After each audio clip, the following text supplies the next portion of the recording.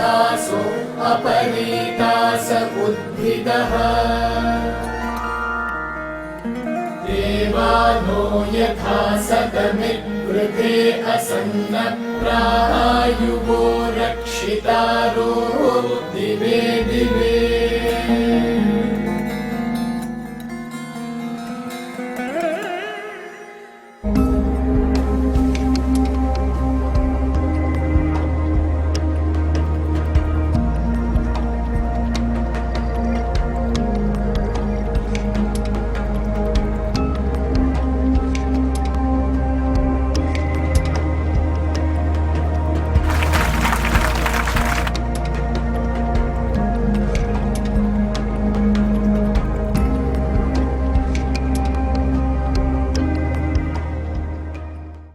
Yoga could not have taken birth anywhere else other than in Bharatavarsha or India. This land to the east of river Sindhu, south of the Himalayas and the north of the Indian Ocean, hemmed in by the Bay of Bengal and the Arabian Sea, was the ground for one of the greatest experiments on earth. Here, generation after generation of sages were crazed with the singular passion of enlightenment. An entire society considered it their good fortune to care and feed the sages who were absorbed in their divine pursuit. In their spiritual intoxication, they shouted from hilltops, Om Shrunvantu Vishve Amritasya Putra Ayedamani Divyani Tasto. They were crazed with the realization of the true nature of self. They said, whatever your status in life may be, realize that you are children of immortal bliss. They were drunk on Atmananda, or the bliss of consciousness. They were seized with the passion of making all humanity see what they had seen, feel what they had felt, realize what they have realized. They explored every path, the path of wisdom, and called it Jnana Yoga, the path of devotion and love, and called it Bhakti Yoga, the path of detached action, and called it Karma Yoga, the path of meditation, and called it Raja Yoga. The most revolutionary of them all was Hatha Yoga, or the path of the human body for enlightened bliss. Elsewhere in the world, humanity was still in its infancy, fighting their tribal wars and considering human body to be an enemy of anything spiritual or divine. Millennia later, so many of the world cultures have still not evolved to recognize the divinity of the human body. Can you even comprehend how revolutionary we were when we in India said we will use the human body itself as a vehicle for transcendence? There is no nation like ours, no people like us. We were radical, we were scientific, we were courageous explorers. The world sees today yoga as a method for health, for beauty, for body shaping and vitality. This is a very immature, childish, undeveloped understanding of Hatha Yoga. Do you know that you actually do not need to practice a series of asanas to arrive at health? Being established in one asana completely can lead you to total health and awaken you to a glorious spiritual dimension in consciousness. If you practiced from the level of ordinary, waking, chattering mind, you could take years and still not perfect even one asana, be it Siddhasana or Padmasana or Shavasana. Know that a perfect asana only emerges when you have silenced the obsessions and cravings of the mind. That is Patanjali's Chitta Vritti Nirodha. Once the mind is silent and all the 10 pranas in the body achieve samatulyam or balance, the body then moves into perfect yogic position without effort. As your consciousness moves into a state of oneness or samadhi, your body simply remains in the asana effortlessly. Have you ever seen Gomateshwara standing in Shravana Belagola? It is the ultimate yogic posture, the simple act of standing. He is not practicing an asana there. He is in a state of total oneness, and this asana is reflecting it. If you want a glimpse of the mysterious connection between the human body and consciousness, begin with simply standing with your legs ever so slightly apart and your arms relaxing to the side, a little away from your body and head looking straight. Try to bring equal weight on all the 6 points of your feet, under your big toes and the small toes of both your feet, and on the center of your heels. Every time a vritti carries you away, every time you move away into the past or the future, your balance tilts to one side or the other, or to the front or the back. Try it out. Even standing in perfect poise and stillness can be an asana you could perfect only with a beautiful state of consciousness. 21st June is the World Yoga Day. Let it act as a reminder to all of us to transform our relationship with our bodies. Not to use our body as a slave for survival and pleasure, but to use it to awaken to immortal bliss, to awaken to our true nature. ఈ భరత భూమిలో తప్పితే మరెక్కడా యోగా పుట్టి ఉండలేదు. యోగా ఇక్కడ జరిగిన ఒక అద్భుతమైన ప్రయోగం. ఆధ్యాత్మిక తన్మయత్వముతో పర్వత శిఖరాలుపై నుండి తరతరాలుగా ఋషులు, మునులు ముక్తి పొందాలనే ఒకే ఒక తపనతో తపస్సులు చేశారు. జీవితంలో నీవు ఏ స్థితిగతులలో ఉన్నా అమందానంద స్థితికి నీవు బిడ్డవని తెలుసుకోమని ఘోషించారు. తమకు తెలిసిన ఈ జ్ఞానాన్ని ప్రపంచానికి చేర్చాలని తపించారు. ఆ తపనలో ప్రతి మార్గాన్ని వారు అన్వేషించారు. జ్ఞాన మార్గాన్ని జ్ఞానయోగమని, భగవంతునిపై ప్రేమ మార్గాన్ని భక్తియోగమని, మోహరహిత కార్యమార్గాన్ని కర్మయోగమని, ధ్యాన మార్గాన్ని రాజయోగమని అన్నారు. కాని వీటన్నిటిలోనూ విప్లవాత్మకమైనది హఠయోగం. మిగతా ప్రపంచమంతా ఇన్ని వేల సంవత్సరాల తర్వాత కూడా ఇంకా శరీరాన్ని, శరీరం యొక్క కోరికలను ఆధ్యాత్మికతకు, దైవత్వానికి శత్రువులుగా భావిస్తోంది. కాని భారతీయులమైన మనం మానవ శరీరాన్ని ముక్తికి ఒక మార్గమని కనుగొనడం ఎంత విప్లవాత్మకమో కదా. మనలాంటి దేశం మరొకటి లేదు. మన భారతీయులులాగా మరొకరు లేరు. మనం శాస్త్రజ్ఞులం, మనం అన్వేషకులం. ఈరోజు ప్రపంచం యోగాని అందానికి, ఆరోగ్యానికి, శరీర ఆకృతికి, ఉత్తేజానికి ఒక మార్గంగా అనుసరిస్తున్నారు. ఇది హఠయోగం పట్ల పరిపక్వత లేని అవగాహన. సంపూర్ణ ఆరోగ్యం పొందడానికి ఎన్నో ఆసనాలు చేయవలసిన అవసరం లేదు. ఇది మీకు తెలుసా? ఒక ఆసనములో మీరు సంపూర్ణంగా స్థిరమైనప్పుడు అది మీకు సంపూర్ణ ఆరోగ్యాన్ని, చైతన్యంలో అద్భుతమైన ఆధ్యాత్మికతను మేల్కొల్పుతుంది.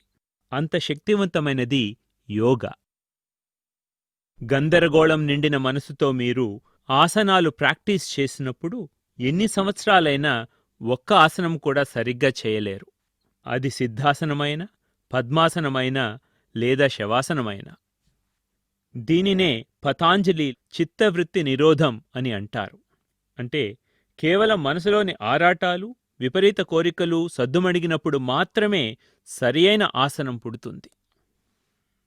మనసు నిశ్శబ్దమై శరీరంలోని ప్రతి ప్రాణము సమతుల్యమైనప్పుడు మీ దేహం ఒక పర్ఫెక్ట్ యోగముద్రలోకి వెళుతుంది. మీ చైతన్యం సమాధి లేదా ఏకత్వ స్థితిలోకి చేరుకున్నప్పుడు మీ శరీరం అప్రయత్నంగానే ఆసనంలో నిలుస్తుంది. మీరెప్పుడైనా శ్రావణ బెళగొళలో నిలుచుకొని ఉన్న గోమతేశ్వరుని విగ్రహాన్ని చూశారా? అది నిలుచుకోవడం అనే పర్ఫెక్ట్ యోగముద్రకు చిహ్నం. అక్కడ గోమటేశ్వరుడు ఆసనాన్ని ప్రాక్టీస్ చేయటం లేదు. గోమటేశ్వరుడి పూర్తి ఏకత్వ స్థితికి ఆ ఆసనం ప్రతిబింబము. మీకు మానవ శరీరానికి చైతన్యానికి మధ్య ఉన్న కనెక్షన్ తెలియాలంటే మీ 2 పాదాలు కొంచెం వేరుగా చేసి, మీ 2 చేతులు మీ శరీరం పక్కన కొంచెం దూరంగా రిలాక్స్ చేసి, తల నిటారుగా ఉంచి గోమటేశ్వరునిలాగా నిల్చుకోండి. మీ 2 బొటనవేళ్ల కింద, మీ 2 పాదాల చిన్నవేళ్ల కింద మీ మడమలపై మీ బరువును సమానంగా మోపండి. మీరే చూస్తారు, ప్రతిసారి మీ మనసు చలించినప్పుడు, గతంలోకి భవిష్యత్తులోకి వెళ్ళినప్పుడు శరీరం యొక్క బరువు ముందుకి వెనక్కి కదిలి బ్యాలెన్స్ తప్పుతారు. ప్రయత్నించి చూడండి. స్థిరంగా సరియైన విధంగా నిల్చుకోవడం అనే ఆసనం కూడా కేవలం మీరు మనోహరమైన చైతన్య స్థితిలో ఉన్నప్పుడు మాత్రమే చేయగలుగుతారు. జూన్ నెల 21వ తేదీ ప్రపంచ యోగా దినోత్సవం. ఈ దినం మన శరీరంతో మనకున్న బాంధవ్యాన్ని పరివర్తింపచేసే దినం కావాలి. శరీరాన్ని కేవలం సుఖాలకు, బ్రతుకు తెరువుకు బానిసగా వాడకుండా మన నిజతత్వమైన పరమానంద స్థితికి మేల్కొల్పడానికి ఉపయోగించాలి.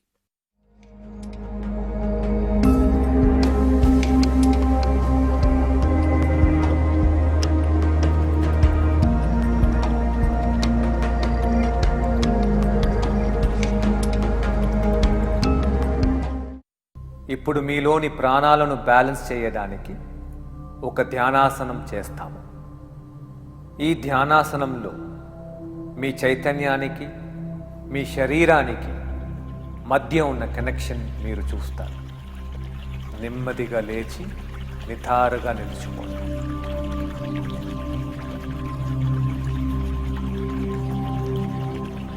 మీ 2 పాదాల వేళ్ళు నేరుగా ఉండాలి. మీ 2 చేతులు మీ శరీరానికి తగలకూడదు.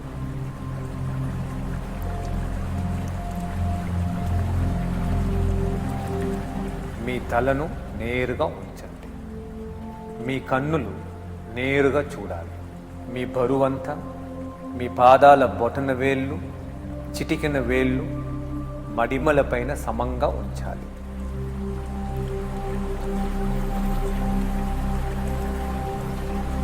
మీ శ్వాసను నెమ్మదిగా తీసుకోండి. ఇంకా నెమ్మదిగా వదలండి. కదలకుండా విగ్రహంలాగా నిలుచుకోండి.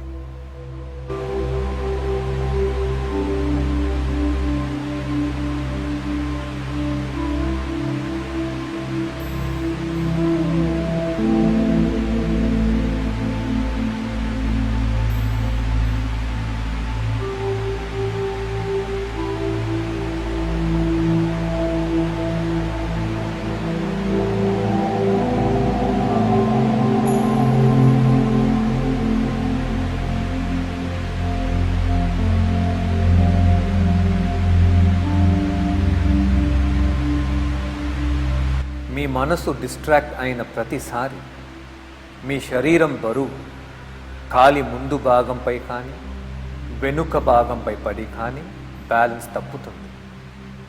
ఆ సమయంలో ఎరుకతో మళ్ళీ మీ గమనం శ్వాసపై నిలపండి.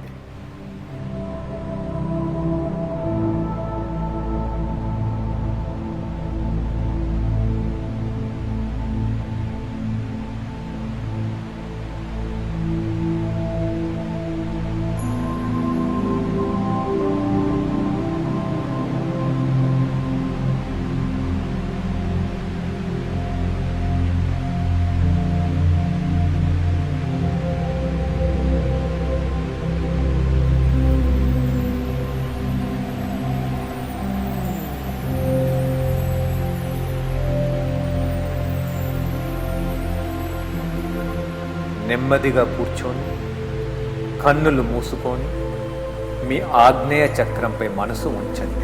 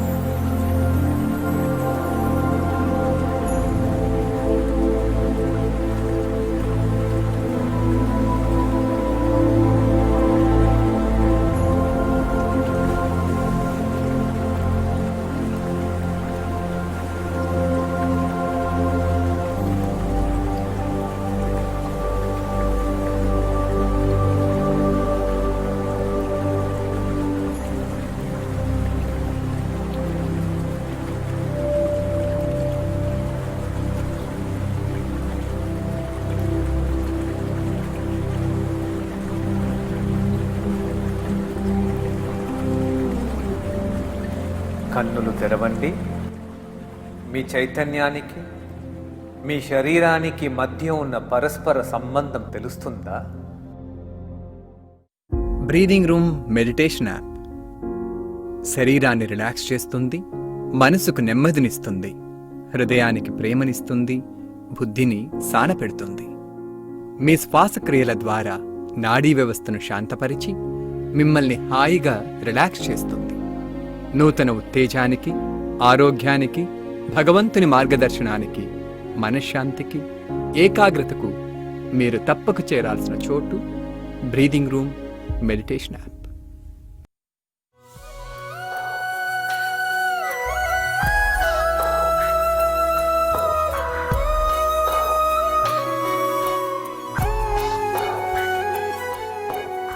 ఏకం ఉపాఖ్యానాల అనుభవ భాగంలో పరివర్తన అనుభవాలు, దైవానుభవాలు, అద్భుతాలు కలిగిన వారి నిజ జీవిత కథలను మీకు అందిస్తున్నాము.